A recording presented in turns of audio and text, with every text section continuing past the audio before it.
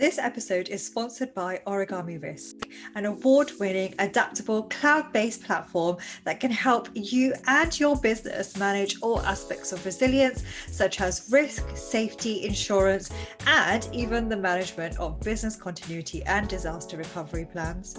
Because Origami's single platform connects all of these functions, it provides a unified view of risk, leading you to better decision making, thus better business resilience.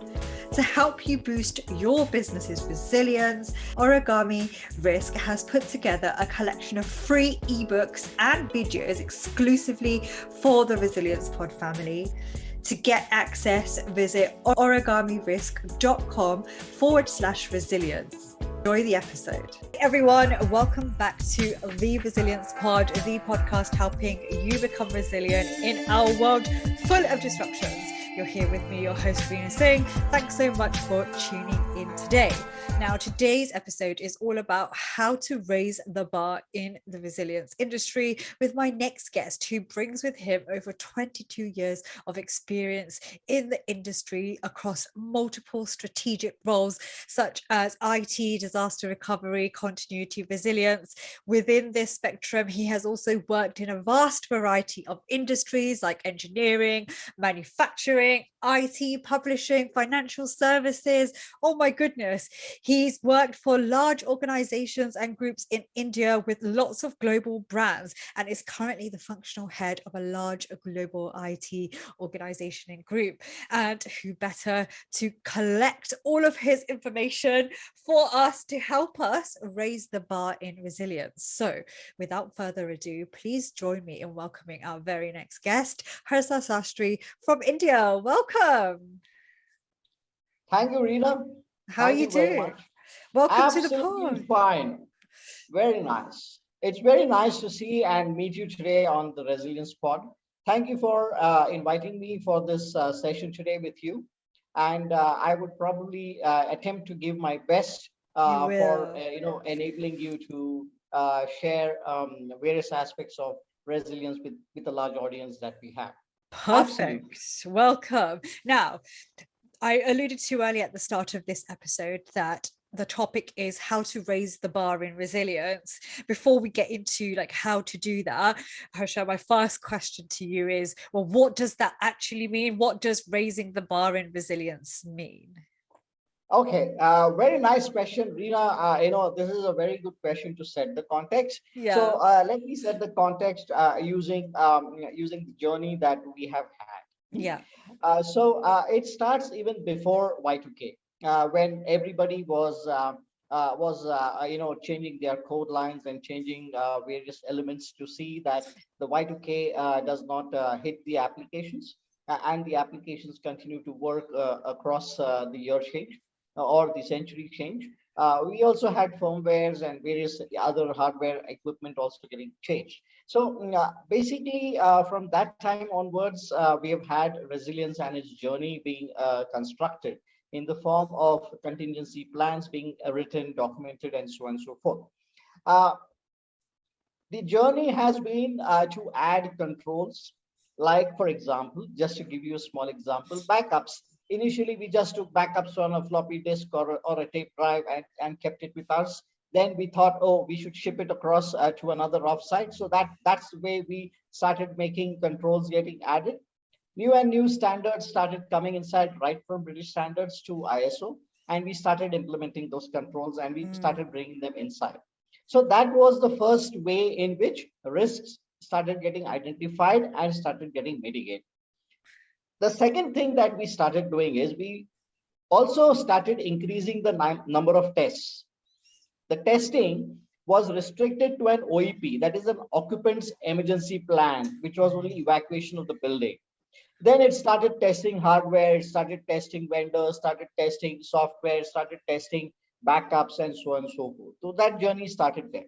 The third thing that started happening was, applications started getting developed to keep records of everything that was being done from a testing point of view, from a plan point of view, from a documentation point of view. So client server as well as web applications started getting developed.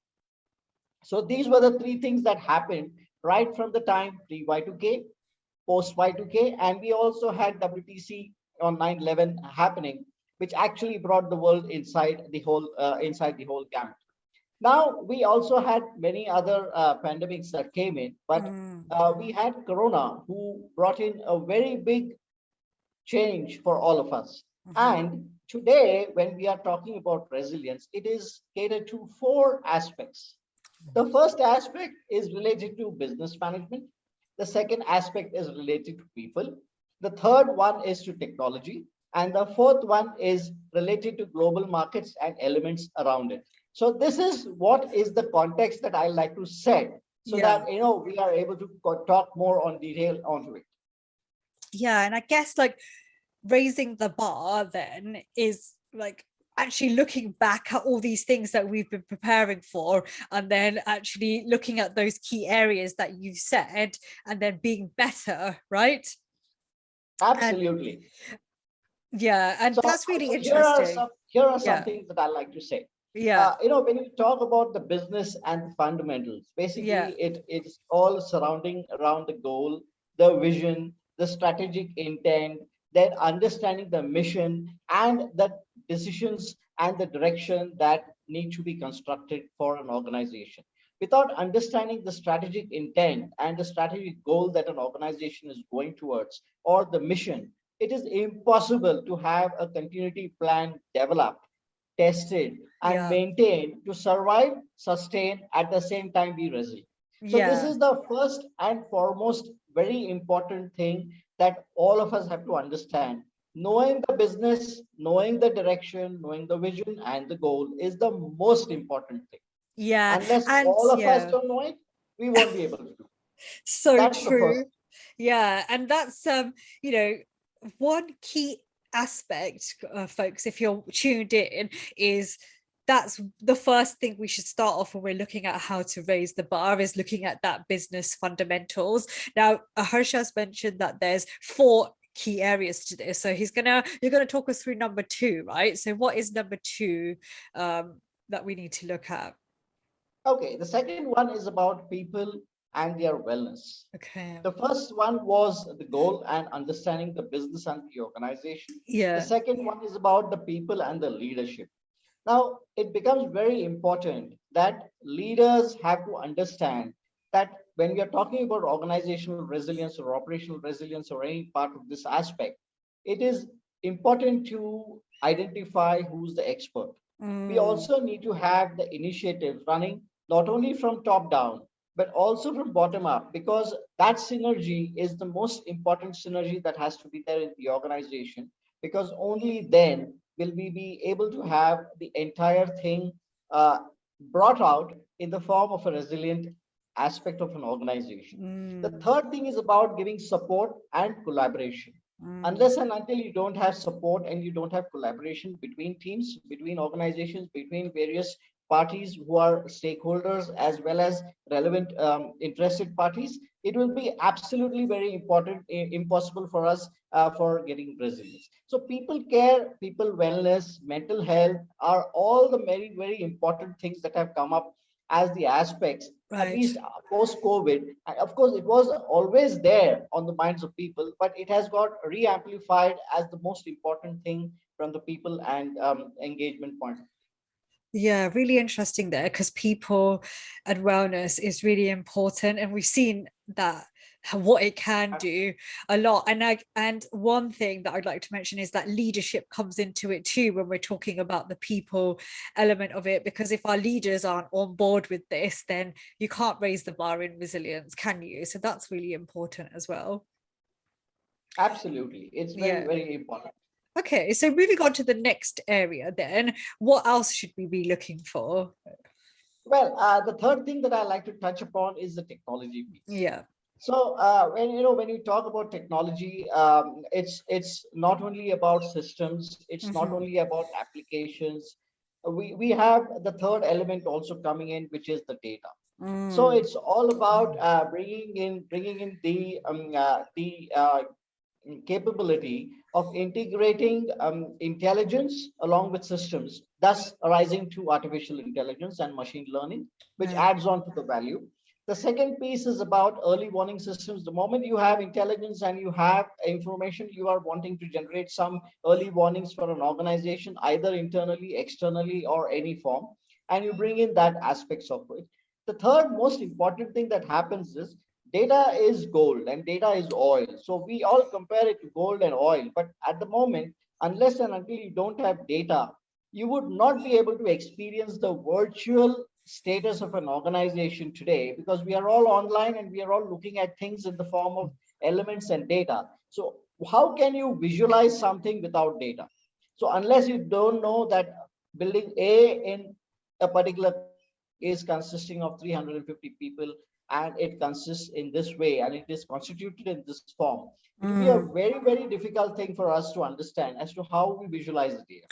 So data is very important, and data forms a very critical part in artificial intelligence, decision-making systems, decision support systems, as well as business intelligence that we need for enabling ourselves through systems. So that is a very key element that I would like to say. I just love that, Harsha, because you said technology, but you kind of like broken it down into like what actually, why use that technology, and data is something we often kind of overlook. And our resilience disciplines, for example, like especially business continuity, we've got so much data, and then what do we do with it? How can we manipulate it? How can we actually become more resilient, raise the bar, if we don't have the technology to drive that? And that is such a key point. Love it. Now, moving on from that, what would be the last kind of like key area for us to look at in terms of raising the bar? Well, Arena, the last area I would say last, but I'll not like to give it the a hierarchy. It's a Yeah. very important area, and this is all about the global aspects. Yeah. So basically, we are having Brexit that is coming in. We have a disaster risk reduction that is an element that is in presence. We have a technology getting transformation towards cloud technology. So there are security risks, there are cyber resilience aspects that need to be considered when we have to bring in the elements of resilience inside. We have the supply chain, which has proved to be the most key element, especially during COVID, to make things happen or break things happen. Either a manufacturing element has been having a problem, or we have had IT issues also when there are been supply chain issues. So fundamentally, it's all about bringing in the elements of all the global aspects that could impact an organization to be resilient, to continue services, to sustain, survive, at the same time continue and be available at all times. Whatever happens to the organization, it has to be on the green side. So that is something that is a very important element for us to understand. Wow, so much to really consider. And I want to pause here for a second and ask those of you who are either watching us or you are listening, have you paid attention to these 4 areas? And to recap what Harsha said, we had the like how to raise the bar is like looking at the business fundamentals, people, leadership, collaboration, the technology and data that drives that, and our global market. So are you considering these? Let me know, let Harsha know, comment down below and let us know what's going on in your world, and if you're adopting these things, or if you've got anything else that you want to add. Now, Harsha, it's not as clear cut and black and white as saying, oh, there's only 4 key areas, right? Because there's lots of things, but for the sake of kind of helping us understand how to start raising the bar, you've said this. As a resilience professional, like now I know kind of what raising the bar means, what some of the key areas are that I need to look at. What shall I go away now and do to start analyzing if like I need to do this in my business or for my organization? Absolutely, Rina. So, I'll again try to connect this to the pre-Y2K, Y2K, 9/11, and also bring it down to today, what it is. So, basically, in the past, we have been into bringing in changes by either having some scorecards, bringing in some percentile, bringing in some elements of understanding, presenting statistics in the form of numbers to management organizations as well as leaders, and trying to give them a feel as where we are, what we are doing, and how we are moving about doing the action. So it was that 100 was not yet reached. So the number 100 was still a big number to be reached because there was a lot of journey, lot of transformation, lot of people moving right from 0 to 100, and everybody was somewhere in between, or probably a few people were nearing 100. But today, we have probably organizations who have reached 100 and need to think of doing something else. Now, what is that something else? So it's very important for organizations to start thinking, number one, is about changing the base from 100 to a million. So once you start changing the base from a percentile to a sigma, you start finding opportunities to do many more things because the number of defects that you start finding are many more, even though you are a very, very resilient organization. That is the first thing someone has to start thinking of, bringing in the maturity curve. The second thing is COVID has taught us something very important as human beings. And it has taught us that we all need to consume a few vitamins in order to be resilient and in order to be strong so that we could win the war against COVID. So what is it in us as vitamins post-COVID? So here are a few vitamins that I like to give you on post-COVID. So I'll call these vitamins from the perspective of alpha, which is vitamin A, which is awareness. Okay, so A is for awareness, and awareness is very important in the organization to become resilient. Kilo is for K, and K is knowledge. The moment you get awareness, you will start getting knowledge, which is getting built inside an organization. P is for Papa, and P stands for participation across the organization to make it resilient. It also means that you have to start adopting proactiveness inside the organization. Charlie, which is C, which means that you have to be competent, you need to have the competency, you need to be complete, and you also need to be consistent. D, which is Delta, which is discipline, discipline, discipline, discipline in every aspect that you do. Tango, which is T, is talent, and it is transformation using experience. And finally, it is I for India, and that is innovation. You have to innovate every day, something different in this journey of resilience to make it a complete aspect. So I call this entire gamut as a theory called NEXT. And NEXT is nothing but the next transformation or the next journey through experienced transformation. So that is what I like to say as what a resilient professional needs to start going and doing in his own organization or wherever he is as a professional, as a consultant, or in whatever role he plays. He needs to bring these aspects inside. Even at home, you need to bring these aspects inside to be a resilient individual, resilient family, resilient organization. So that's what I like to say. Love that. Thank you so much. It's quite interesting because I like how you've just said, like, don't go away first, look at the fundamentals, the people first, actually like look within and then look at these things first and then go and look at the key areas. Really great stuff, Harsha. Thank you so much. It's been a really interesting episode, very different in terms of the topic we've been looking at on how to start raising the bar. So guys, if you've watched and listened to this again, if you tuned in, like, what did you think? What are your thoughts so far? Drop me a note and let me know.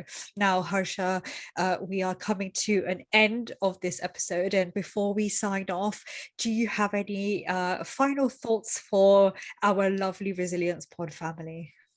Absolutely, Rita. So here is what I like to say. I like to say a few words, and I like to share a story with you, which is very much evident for us in this episode. And it's this famous story of the lion and the gazelle.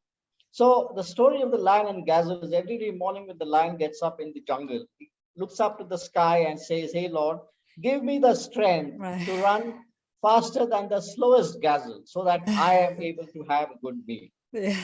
And the gazelle on the other side looks up to the sky and says, "Hey Lord, give me the strength to run faster than the fastest lion so that I can save my life."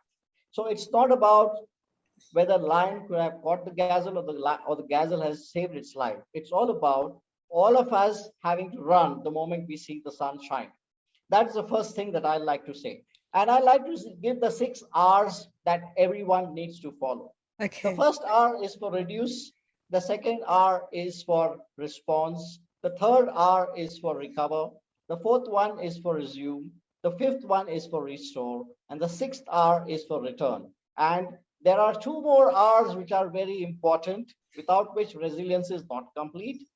And the seventh R is Rina, as the host of Resilience Pod, and Resilience Pod as the eighth R, which is hosting this show to make it absolutely an awareness spot for everyone to learn about resilience. So that's all that I like to say, and God bless you, and have a great day and have a great time. Oh, Harsha, fabulous. Thank you so much. And thank you for the little accolade at the end. We absolutely love that. This episode has been very insightful. And I am for sure going to go away and have a little reassessment of whether I am raising the bar in resilience for my organization and my business. So thank you once again, Harsha, for your insights. Really, really loved it. And guys, if you have tuned in, whether you're watching or listening, thank you so much. Don't forget to like and subscribe to the Resilience Pod and share across all your favorite platforms.